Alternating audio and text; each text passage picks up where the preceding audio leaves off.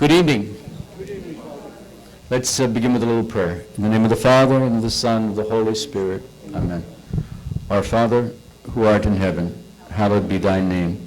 Thy kingdom come, thy will be done, on earth as it is in heaven. Give us this day our daily bread, and forgive us our trespasses, as we forgive those who trespass against us. And lead us not into temptation, but deliver us from evil. Amen. In the name of the Father, and the Son, and the Holy Spirit. Amen. My name is Father DeSalle. I'm the pastor of St. Raymond's, and I see a lot of faces here tonight that I don't recognize, which is good. I'm glad, because sometimes we have these things and the same people keep coming, and that's fine, but it's good to spread the word. How many of you are not from St. Raymond's, if you would put your hand up? Excellent. Welcome. How many of you are not Catholic? Put your hands up. Excellent. Thank you for coming. Glad you're very welcome, and I'm glad you're here. Okay? So with that, I'll turn it over to Bob Laird, who's the chairman of our Religious Freedom Committee. Thank you, Father. Let's see if this works. As Father said, I'm the chair of the Religious Freedom Committee at St. Raymond's, and I welcome you to this panel discussion of what Fairfax County Public School Board has in store for your child. My day job is I'm the vice president for program development at an organization called the Cardinal Newman Society, whose mission is to protect and defend faithful Catholic education. And I talk to individuals all around the country, and I always hear the same story. It goes like this, and it's very appropriate for this evening. So I talked to a guy who's a grandfather and says, I went to university such and such, and it was such a great school. I loved it. I had no problem with anything moral involved in it. I sent my 6 kids there, and none of them are Catholic anymore. They're moved away from the faith. And now I have my grandkids, and my kids want me to pay their way to college, and they go no. So it's sort of like same thing with the Fairfax County Public School System. I saw the first decline when I was a member of the first FLIAC, Family Life Education Advisory Committee, back in the 1990s. I saw anti-contra Catholic values being slowly removed from the high school family life curriculum. And that was in the early 90s. Fast forward to 25 years now, and we're here tonight to talk about an important subject for 2 reasons. Number one, the policies of the school system come from the school board. That's where they come from. And number 2, next month, as happens every 4 years, the school board's up for election or re-election. So let me make a parenthetical comment here. I know that there's several fine teachers, many fine teachers in the Fairfax County school system, and even administrators. Some of them are in our churches. This presentation is no way an indictment of them and their teaching. We are going to focus on the school board, and they're the ones that ultimately approve what is taught in the schools. And I want to throw out a comment to Michelle Brickner for bringing this outstanding panel together. She did all the work, and all she did was tell me I got to come up here and introduce everybody. So with that, what I'm going to do is I'm going to introduce all 3 speakers, and then we'll have the speakers, and then the questions will be right there at that microphone. And I ask you, this is ask the speaker a question. We don't need stories or anything like that. What I recommend, and what I do when I'm in your shoes, is I normally write down the 1 sentence I want to ask. That way I don't stand. We want to get through a lot of questions, and the Nationals baseball game comes on at 8:30 tonight. Our first speaker and our keynote is Cathy Ruse. She is a senior fellow and director of the Center of Human Dignity at the Family Research Council. She has devoted her professional career to promoting the dignity of the human person. Her professional experience spans a field of communication, public policy, and law. Mrs. Ruse received her law degree from Georgetown. She's published scholarly legal articles in on a variety of constitutional issues, has filed Friends of the Court briefs at the U.S. Supreme Court in cases involving abortion, euthanasia, pornography, has testified as an expert in congressional hearings at the U.S. House and Senate. She served several years as a chief spokesperson on human life issues for the United States Conference of Catholic Bishops. and has made national and international media appearances. Her writings have been published in national and regional newspapers. In 2004, she and her husband, Austin, received the John Paul II Award for advancing the cultural life from the Institute of Psychological Sciences, now called Divine Mercy University. In 2006, they received the Defender of Life Award from the American Collegians for Life. Cathy, welcome.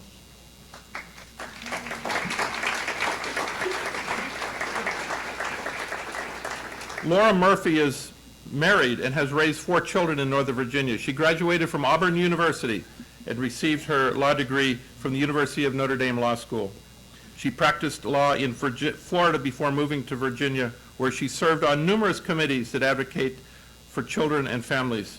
Currently, she serves as a Fairfax County Public School Family Life Education Curriculum Advisory Committee. Wow, that's 2 lines. We always used to call it FLEAC. They still call it that? Okay.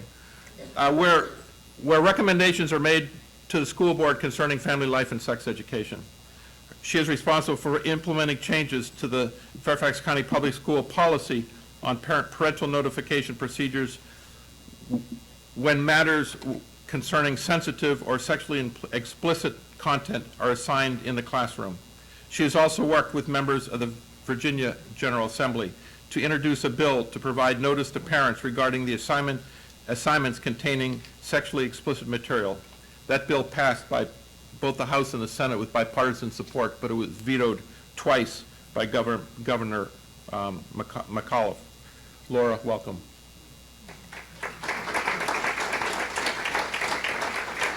And finally, Erin Lobato is a Fairfax County Public School parent volunteer, small business woman, and one of the founding members of the Voices for Fairfax, a grassroots advocate group that sprang up this spring to shine a light on the school board's work to change the school boundary policy to reflect the quote-unquote equal lens requirement that they had recently adopted in their One Fairfax policy.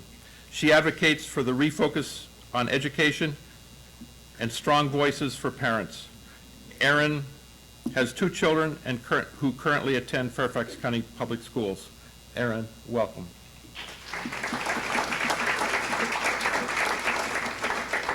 Cathy, the floor is yours.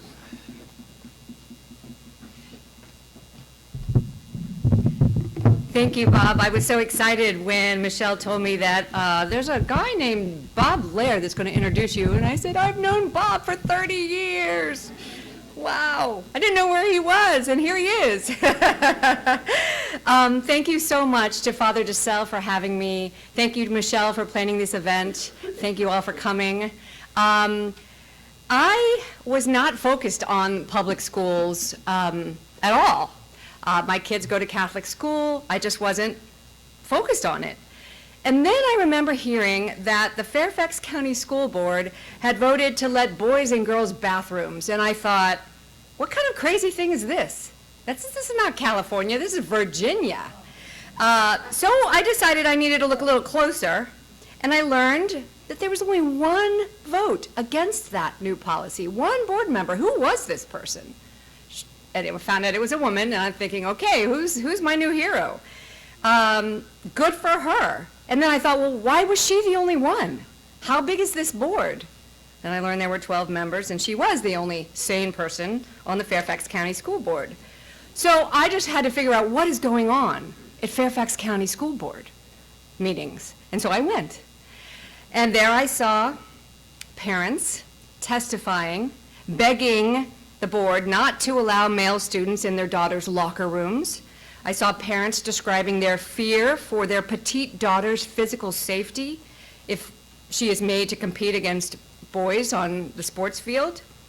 I saw parents asking the board to please teach the beauty of abstinence and marriage instead of pushing kids down a path of physical and emotional destruction. I saw a dad demanding that the board stop assigning pornographic material to his 10th grade daughter. That might have been my first board meeting, and I wrote about it after I went because I sat down and I didn't know what was going to happen, and then I saw this man walk up during the citizen testimony, and I won't say exactly what he said, but I will use an initial, and he said, "I'm effed. I am so effed." And the board, the gavel started to come up, and he said, "No, no, no, no. Before you stop me, I want you to know that I'm reading from from the first 2 lines of my daughter's assignment." Well, hello. Okay. Yeah. Interesting, huh? And so they didn't say a word. They let him finish. So yes, these parents were fighting the school board because the school board was playing sex politics with their kids. And I decided I need to help them. We need to help them. My kids aren't in Fairfax public schools, but my neighbor's kids are. And just like the man asked Jesus, "Who is my neighbor?" These are our neighbors. These sweet children in this system are our neighbors who, as my pastor says, we will live with for eternity or not. These are the souls that God has placed in our orbit. We must help them. It's not an option. So tonight I'm going to cover the 2 biggest threats I see coming from the Fairfax County School Board, and that is transgender ideology and the sexualization of children through radical, soul-killing sex ed.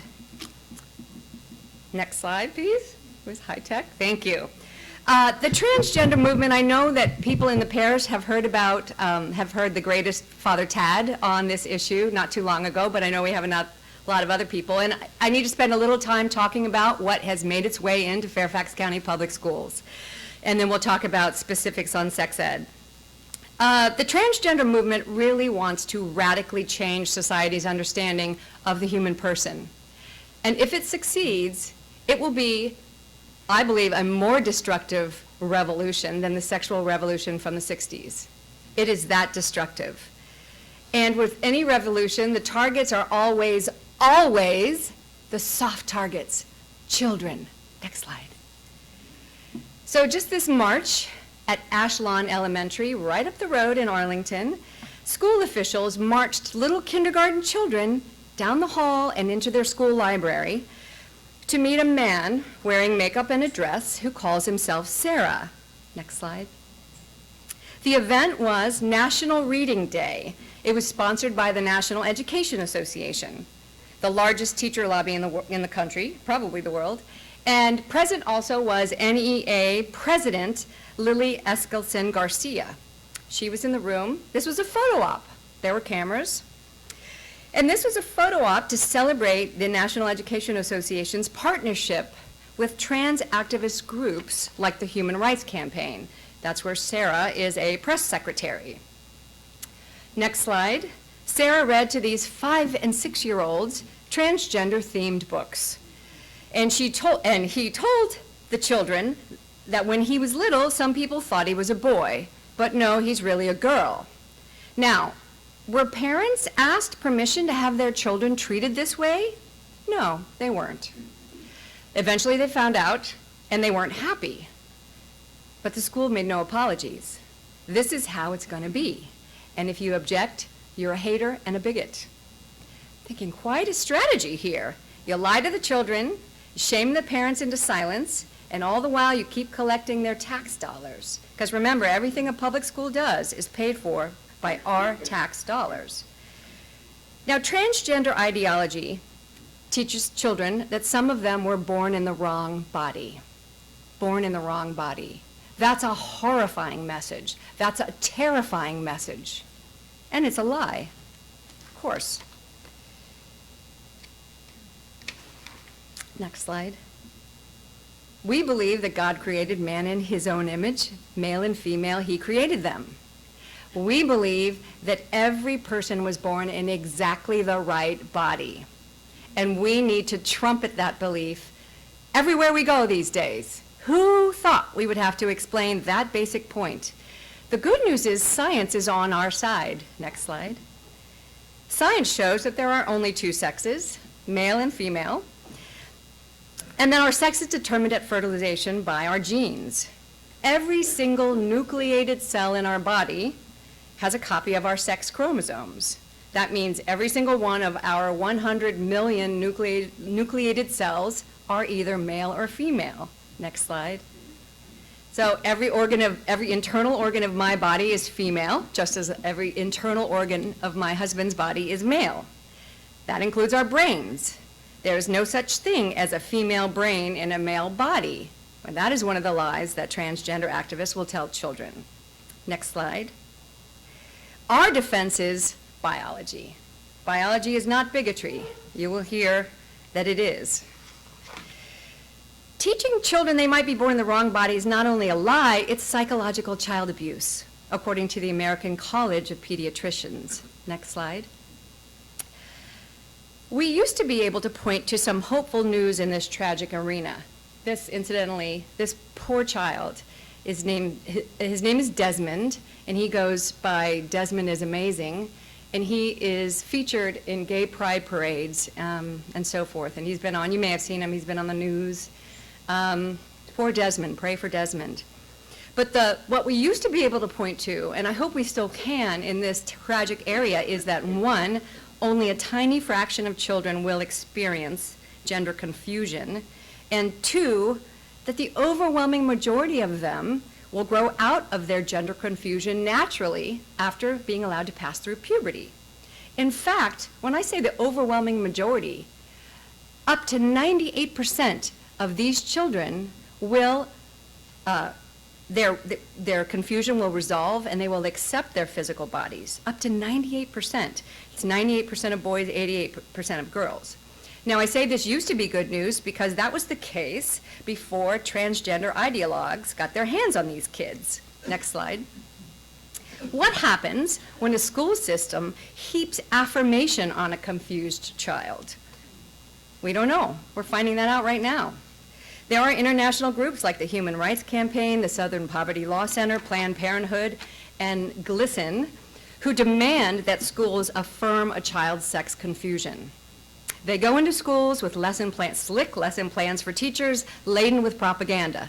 They demand that teachers declare whether their classrooms are safe spaces for transgender kids. And the teachers feel trapped, and they're cowed into submission. Nobody wants to be called a bigot. Next slide. There's a group called genderspectrum.org.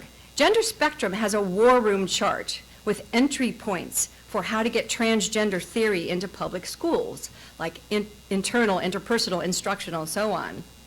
One mom I know in an affected school said, entry points are what a thief uses to get into a house, and it feels much the same way. Now, Gender Spectrum took down their entry points page, but that mom took a screenshot of it first. Next slide. I know you can't read that, but that's the screenshot of their entry point strategy for getting into public schools. When a child expresses confusion about sex, there are two competing beliefs about how the adults around him ought to act: watchful waiting or affirmation and transition. Next slide. Watchful waiting acknowledges the reality of the child's current suffering, but remembers the statistics that I just quoted, that the odds are very, very good that he or she will grow out of his sex confusion if allowed to pass through puberty naturally. But transgender activists call this approach bigoted. They demand affirmation and transition. Affirmation tells a child that he really is the opposite sex, which is a lie. Affirmation actually requires the adults around him to begin the first step in transition, which is what is known as social transition. Social transition is calling a boy by a girl's name, allowing him to dress like a girl, or using male pronouns for a girl and allowing her to wear a binder to flatten her breasts. Next slide. Next comes hormonal transition. First, there are monthly puberty blocking injections given to children as young as 10 years old. Then a few years later, cross-sex hormones are given to force the body to develop secondary sex characteristics that resemble the opposite sex, like beards on females. These are hormones that transitioners will have to take for the rest of their lives to keep nature at bay. Then comes risky, irreversible, sterilizing surgeries, known as surgical transition or surgical affirmation. Remember, no surgery can change a person's sex. It's impossible to change the 100 million nucleated cells in every body. But activists with medical degrees are happy to take people's money and to remove their healthy organs. For girls, this means radical mastectomy, surgical removal of healthy breasts, hysterectomy, to remove the uterus, phalloplasty, where skin is cut from the inner arms or legs and grafted onto the groin to imitate a penis. And for boys, it means the surgical removal of penis and testicles, and something called vaginoplasty to imitate a vagina. All of this, every bit of it, is dangerous to children. All of it is experimental. Puberty blockers for sex transition are an off-label use. They have never been approved by the FDA for this use. Puberty blockers and cross-sex hormones can render these kids infertile for life, irreversibly. They can stunt their growth permanently. There's a lot of growth that happens between 10 years old and 18 years old. That is growth they will not get back, even if they get off the hormones. These can cause bone fracture, increase the risk of heart disease, stroke, diabetes, cancer. When cancer patients, adult cancer patients, take these drugs to deal with prostate cancer, for instance, they have memory problems. What memory problems might these drugs inflict on children whose brains are still developing? We don't know. We haven't studied it. Breast binders can crack ribs. Phalloplasties can cause women to have to urinate through their anuses. Vaginoplasties create open wounds that are never allowed to heal. Okay. The stories of what this movement is doing to children and their parents are utterly horrifying, and thanks be to God that parents and former trans-identified people are beginning to speak out. Next slide. Parents are bullied here. And that's absolutely the right word for it. They are told they must affirm their child's sex confusion, no matter what the science tells them about how likely they are to grow out of it if they watch and wait. Activists in and out of the medical field push parents to affirm, affirm, affirm, because that's what good parents do. If you love your child, they are pushed to put their kids on puberty blockers to buy them time so they can explore their true identity. But this is a trick.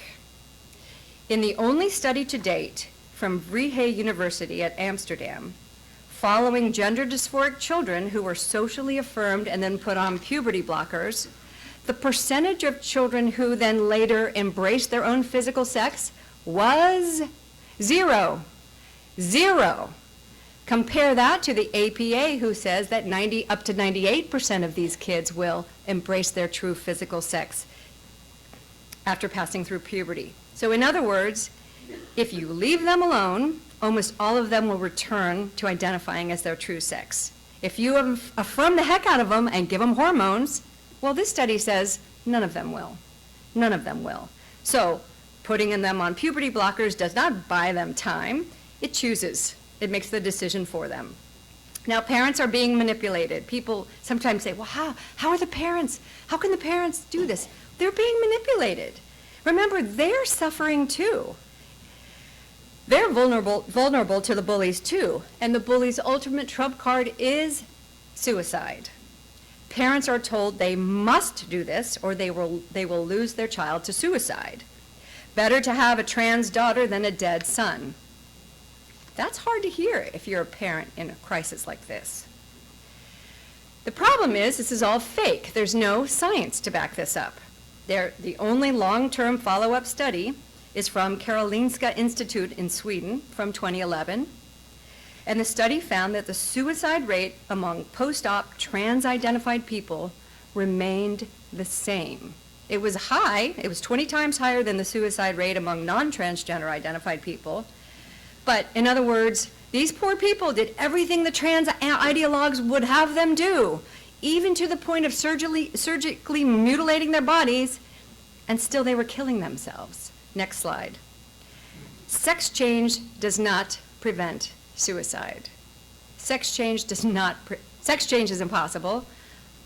Mutilating your body does not prevent suicide. That message needs to get to parents who are being bullied. Now, why are so many, just very quickly, why are so many adolescents suddenly announcing that they're in the wrong body? Well, you can do the next slide. Dr. Lisa Littman of Brown University examined this question in her recent peer-reviewed study on rapid onset gender dysphoria. Rapid onset gender dysphoria. And what she discovered was the outsized role of social media and peer pressure and how it has an impact, especially on girls. Dr. Littman called it a social contagion, similar to anorexia from 30 years ago. I had a slide I didn't include of an emaciated girl looking in the mirror and seeing a fat person. It's that sort of disjoined vision that you don't see your true self. She gave some examples, or she gave many examples, Dr. Littman, in her study. I pulled a couple.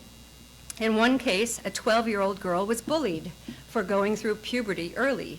She told her parents she felt fat and hated her breasts, having learned online that hating your breasts is a sign of being transgender. In another, a 14-year-old girl and her friends were taking lessons from a popular coach. When the coach came out as transgender, within a year, all the girls in the group also began identifying as transgender. If you know a teen who's struggling, next slide, here are two important resources for you.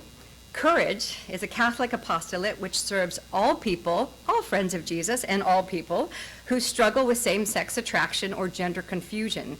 And Courage also runs Encourage, which is an outreach to parents, families, and friends. And then the Kelsey Coalition, which works to change the corruption in the medical field. Teens who have been duped into believing this madness tell their stories on this site and how they turned away from it. I am told that this is not necessarily a site where you might send a teen who is confused, but if you are a parent or you know a parent with such a teen, this would be a good site for them.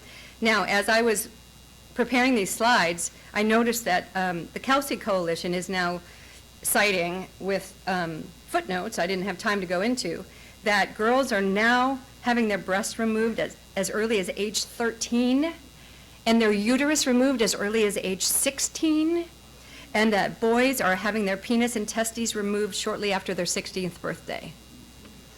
Okay. It's women and girls who stand to lose the most if trans activists win. We have a lot of pictures of little boys who are identifying as girls. And of course, everybody's impacted by this. But in researching this, in talking about it, in meeting people, what I see again and again and again, the broader impact of this on women and girls. If men are allowed to identify as women, then woman has no meaning. Next slide, please. That's why radical feminists are fighting the transgender movement. They call it the erasure of women, and it is quite literally true. If we're not allowed to call someone a pregnant woman, if we have to call them a pregnant person, or if we can't say woman, we have to say person with a uterus, then we're literally erasing woman, right, from our language. I have personally never worked so closely with radical feminists in my life, but today we are putting aside our views on abortion, and we're banding together to fight this threat against the privacy, safety, and flourishing of women and girls. It is really been a special, and it is a very special thing for me to be able to be in that kind of coalition. The trans movement demands that biological males have access to women's private spaces, not only bathrooms, but dressing rooms and showers. This is true in Fairfax County. I'm going to give you the details. If women or girls are anxious about sharing these intimate spaces with males, if they feel intimidated or uncomfortable, what recourse do they have? None. To object is to be labeled a bigot. What about women and girls who have been sexually victimized? That's a population that is far, far bigger than the population of men or boys who want to identify as female. These were their safe spaces, and they're being taken away. And they're being taken away in the name of inclusion and compassion. But there's no compassion for these women who are actual victims of sex abuse. Will these trans-inclusive policies be exploited by male predators? Yes, they will be, and they already have been. And the news reports coming out are horrific. But it's just the price of progress. A price that women and girls are made to pay, especially. Who's going to win the sports trophies if the taller, stronger males are allowed to compete against females? Who's going to get the scholarships? Transgender crusaders don't care about fair. Next.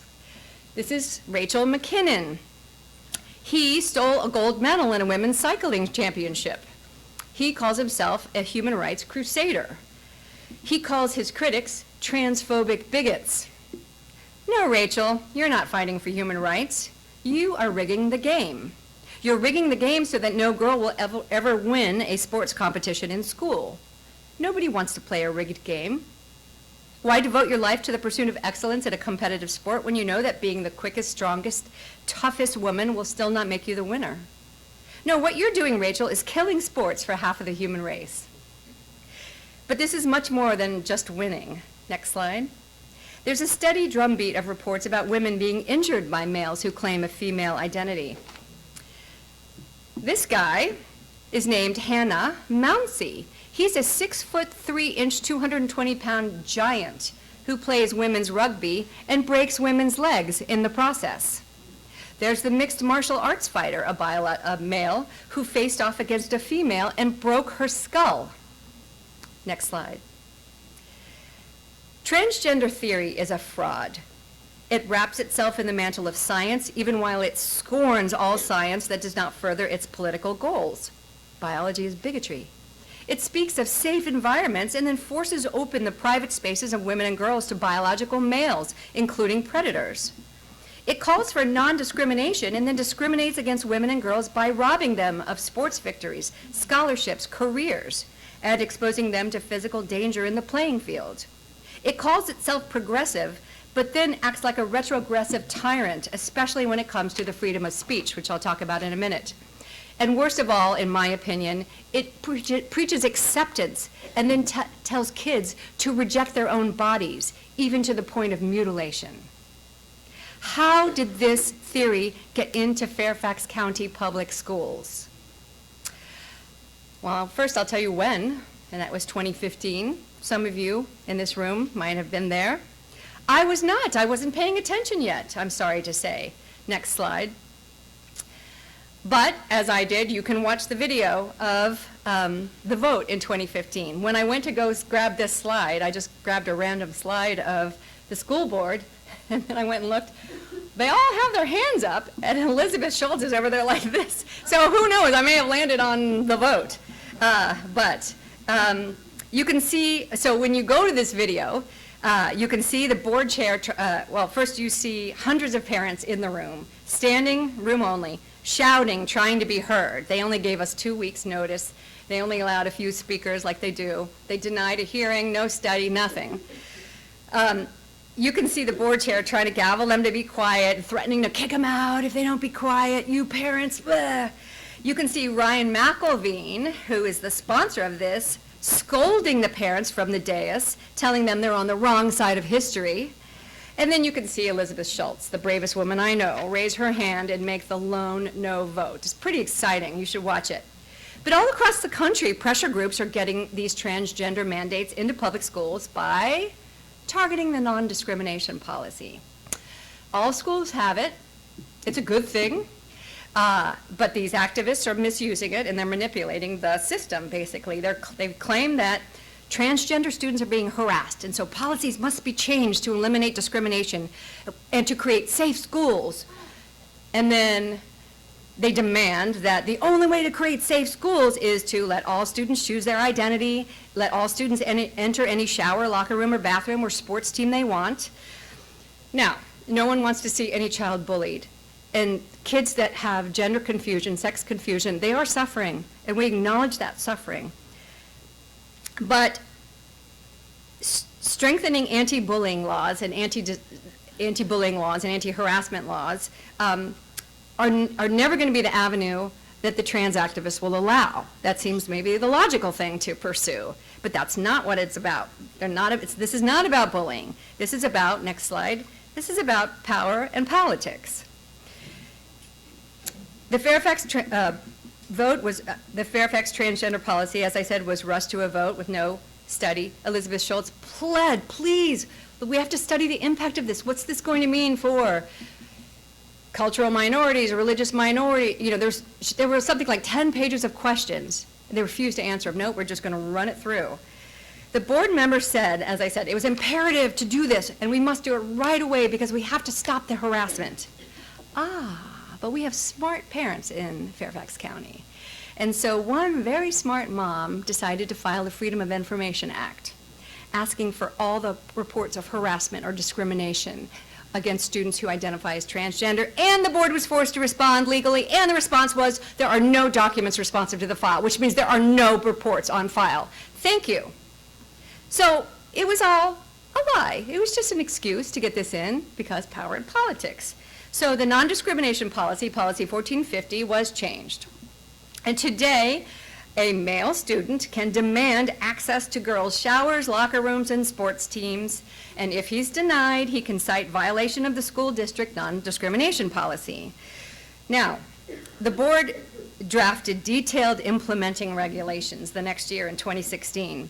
And these regulations contain system-wide speech and conduct mandates for teachers, students, and administrators. Parents and taxpayers got a copy that was leaked, and we raised hell. And on the eve of the vote, the regulations were tabled. So the regulations have never passed.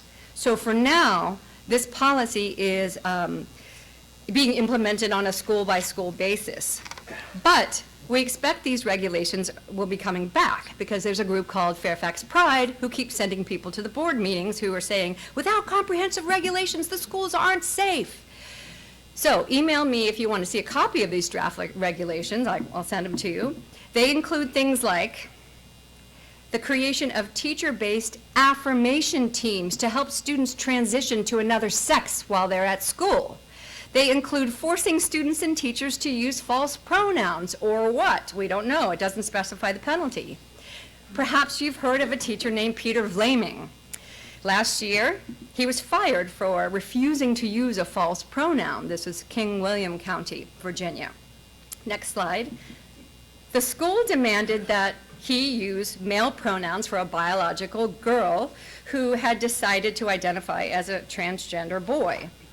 He explained to the school, as a Christian, I believe that God made humans male and female and that a girl cannot become a boy. He agreed to use her new masculine name.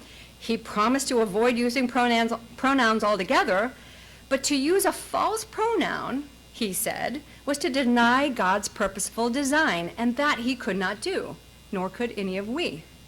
The school board fired him for insubordination by unanimous vote. So just think about this for a second. This teacher got fired not for saying the wrong thing, but for refusing to say the wrong thing. Now, let's look. I'll go through this quickly. I brought a handout with the highlights, the lowlights, the horrible, the worst that I could find of the current school board curriculum. So you can all take that home, but I'm going to tick through it real quickly and say something about how we got there. So first, they don't even call it sex ed anymore, right? It's an innocuous sounding family life education. So I'm just imagining new immigrants to this country, and they get excited to be in the school system, and Fairfax County has a great reputation, and they get home a stack of paper at the beginning of the school year, and they're looking through it, and at the very bottom, there's something that mentions opting out of family life education. Why would I want to do that? I'm for family life. I'm not even going to, what are they talking about? I don't want to opt out of that. And I just mentioned recent immigrants because these lessons are not translated into all the languages that are spoken by families in Fairfax County Public Schools. There's a lawsuit in the making, right? Any takers? Let's sue on that behalf. But even just busy parents, single parents who don't have time to read through all these documents, and they might, if they had the word sex in there, they might pay a little close attention, but no, family life. And you'll see in a minute how ironic that name really is. So yes, people have been concerned, next slide, people have been concerned about Fairfax County sex ed for a long time. I have friends who have pulled their kids out of Fairfax County Public Schools 30 years ago because it was bad. Well, yes, it's gotten much, much worse. Next slide. Last year, the board voted to remove references to human beings having a biologically determined sex of male or female. Children are now taught that sex is assigned at birth. That is a political term pushed by transgender activists to support their agenda. And children are now presented with this political message year after year after year. They are taught about transgender as something positive and healthy. Students are given no information about the physical dangers of transitioning that I went over. When one very smart and attractive curriculum advisor I know suggested adding language to that mentioned health risks, she was not only voted down, she was shouted down. I was observing. I had brought my pastor. We were watching this unfold. No, you're a bigot. You can't tell children about that because that's bigoted, okay? So the board voted this change in 10-2. We tried to stop them. The board asked for public comment, and they got it. I think it was a record-breaking public comment. Over 1,000 comments were filed, and 83% of those comments opposed this change. It didn't matter. The board had an agenda, and they were sticking to it. Now, afterwards, GLSEN, which is the Gay, Lesbian, Straight Education Network, gave an interview to the Washington Post celebrating the vote. And they told the Post that the public schools in California and Northern Virginia are their laboratories for transgender policies. The GLSEN spokesman used the word laboratories. Next slide. What does that make the children in Fairfax County Public Schools? Yes, it makes them the lab rats. How dare they? Anybody get that reference? Okay. Last year, how dare you? Last year they voted to promote a controversial sex drug to high school students known as PrEP. Next slide. Sorry about this. Pre-exposure prophylaxis is a controversial drug that was designed for a particular high-risk population. Gay men with multiple sex partners of unknown HIV status, okay? That's who PrEP was designed for. It is a daily pill that is meant to inhibit the acquisition of HIV/AIDS, but it fails to do that 10% of the time. The founder and director of the AIDS Healthcare Foundation, Michael Weinstein, has famously said that PrEP, quote, will cause a public health catastrophe by triggering a dangerous increase in risky sex. Sounds like something we ought to push on high school students in the Fairfax County Public Schools every year. And so the board voted it in 10-2. Now, importantly, when the board voted to include this every year in high school sex ed, the drug was not approved for use by minors.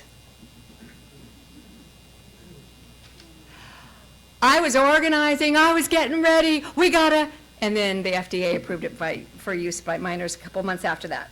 But let the record reflect that when the board voted this in, it was not approved by minors, and they could not know that it was going to be approved in the next 2 months. Okay. Here's very, very quickly, because you have your handouts, here are some examples of controversial or age-inappropriate material. In 6th grade, all right, this is going to be hard to talk because I don't have a clicker. You're my clicker. So click. In 6th grade, 6th graders, 11-year-olds, are spoken to about their sex partners. 7th graders, next slide, 12-year-olds have lessons that use the phrase oral sex 11 times. Next slide. Anal sex appears 22 times in one 8th grade lesson, and last year it was 18 times, but 18 times wasn't enough. We got to get some more. We got it 22 times. Oral sex 20 times. Next slide. 8th graders. Look at this wording carefully. What are some of the benefits of choosing to abstain from sexual activity until a person is in a faithful monogamous relationship? Wait a minute. I thought abstinence was supposed to be a lesson about abstaining until marriage. What grade are we now? 8th? What's a 13-year-old going to do with faithful monogamous relationship? Well, Jeffrey's nice. He doesn't cheat on me. Ready to go. Thank you, FCPS. Next slide. Ninth graders. Here's a discussion starter. Imagine you have red sores on your genitals. How will you tell your sexual partner? Okay, 10th graders get to hear lessons about abortion a lot.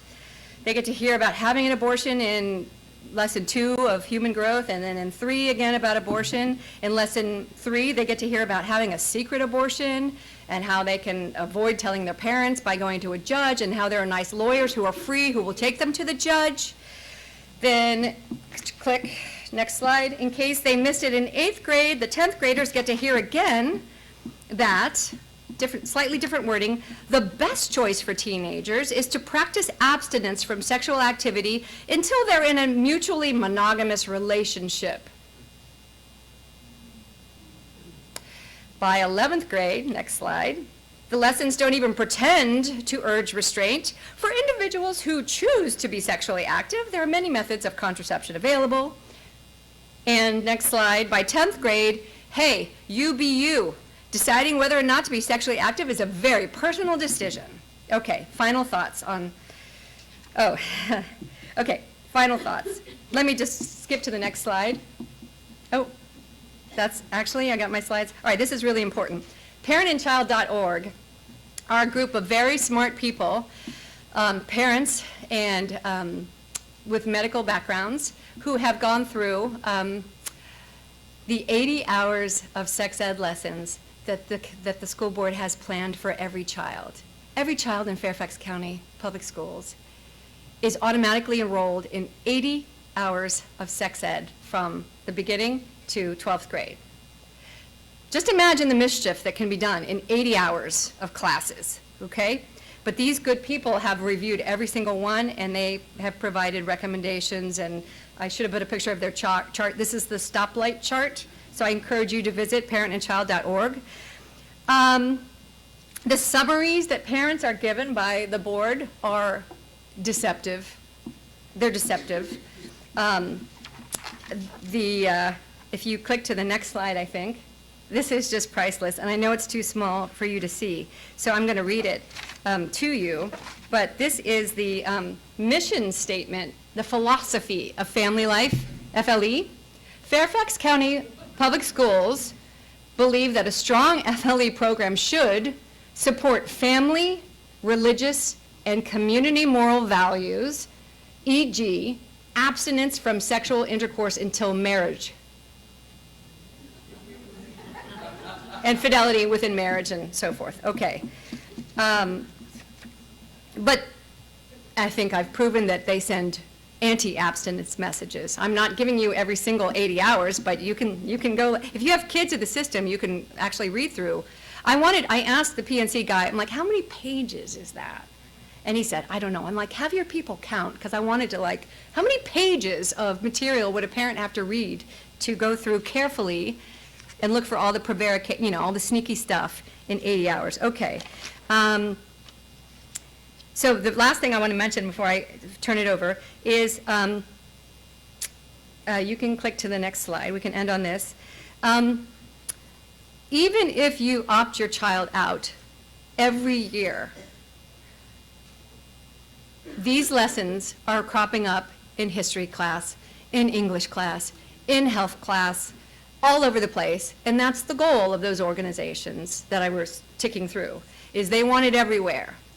And if it's everywhere, then you don't have kind of an automatic right to opt out. But, oh, you do have a right to opt out. You have a legal right as parents to guide the upbringing and education of your child. And at Family Research Council, I've developed, with a lot of consultation, other people have done this too, a universal model opt-out letter. You can take a copy of it home and you can retype it, and it's meant to put the school on notice that you do not consent to have your child taught any of this stuff wherever it appears, and that you're going to pursue your legal rights if they don't honor your request. And I've talked with lawyers who are actually litigating lawyers who said, let us know. We'll look at any cases you get. So, in conclusion, we've got 1 month until the entire school board is up for election. Some of those who are responsible for all of this, and this is the good thing, all the bad stuff, are stepping down, but they've handpicked 'd-picked their successors who believe all of it and want to do even more. They can't be persuaded, they have to be defeated. And for the Catholics in the audience, I say, St. Catherine of Siena and St. Joan of Arc, pray for us. Thank you.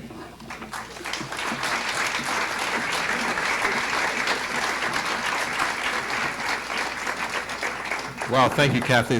The one thing I laughed at when you were, and it's a serious problem with the minorities and the people coming from other countries who think family life education is well.